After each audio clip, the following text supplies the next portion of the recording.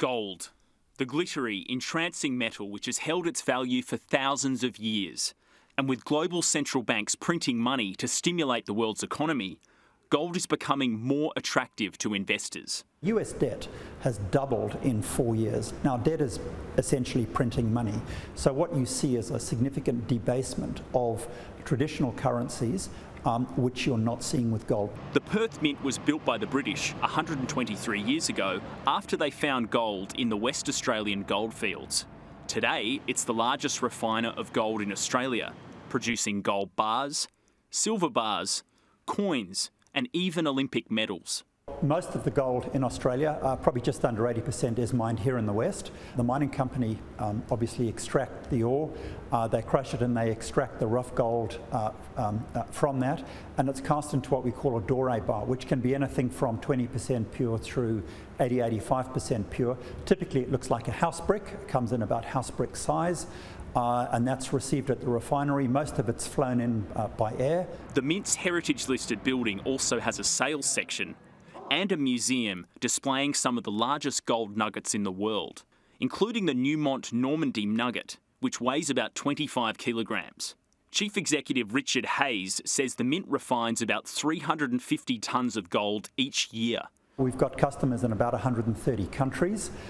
We also have a big depository business here, which is essentially a business that takes gold on deposit and we store it for those customers. I've got about 60,000 of those worldwide at the moment, and we've got about $6 billion worth of precious metals that we manage on behalf of our clients. What's the minimum amount of gold that you can buy? An Australian dollar is the smallest amount that you can buy. So it gets people able to come in, get used to investing in gold, get used to seeing how the smartphone app works, how the storage facilities work, and once they're comfortable with that, then the sky is the limit. The Mint is home to the largest gold coin in the world, which weighs 1 tonne and is worth about $90 million. The novelty coin has toured the world and attracts about 75,000 visitors a year. Who are Perth Mint's major competitors?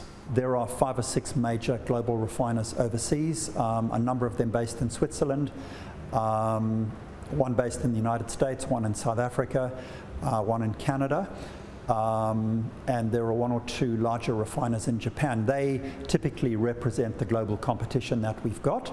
And in terms of mints, there are 5 or 6 global mints. Obviously the Perth Mint here in Australia, the British Royal Mint, the United States Mint, the Royal Canadian Mint, and the Austrian Mint. Why would a customer in the USA or Germany choose to buy from the Perth Mint when there's a refinery really just around the corner? Australia is considered to be exotic, it's considered to be unusual, and it does come down, especially with coin collectors who are looking to buy coins for their collectability, it does come down to the designs and the limited number of coins that we produce, called a mintage. What are the postage fees involved with shipping gold overseas? Yes, I wish it were that easy. So obviously, because of the value of gold, it does need to be transported around the world very securely. There are specialist carriers who help us with that. They're expert at moving not only precious metals, but precious artworks, diamonds, currencies, and so on and so forth. So they move the vast bulk of the precious metals for us. Small amounts, obviously, you could send via Aussie Post or FedEx or something like that, but those are very small amounts, you know, maybe $1,000 or $3,000 worth. But a lot of the Mint's customers decide to store their gold on site at the Mint's secure facilities. It might look like we're in the aisle at Bunnings, but actually we're in one of the most secure bank vaults in the country. The Perth Mint holds about $6 billion in assets for its clients, including much of it in gold. This bar here is 400 ounces, worth about $1 million, the price of a small home. And it's heavier than you think. Some investors are now choosing Bitcoin and other cryptocurrencies as a hedge instead of gold. I think Bitcoin is a really interesting phenomenon. It's completely unregulated, and you've seen the price of Bitcoin really skyrocket over the last 12 months. It's an asset that's easy to buy and not quite as easy to sell, so the market is not that deeply traded. We always do caution investors to be careful in terms of what they invest in, making sure that it's not a pyramid scheme, making sure that it's not a Ponzi scheme. But if Bitcoin runs out of steam, then gold will always be there. If you look at gold over the millennia, so over many, many thousands of years, it's proven to be the one asset that has held its value in times of turmoil, in times of trouble.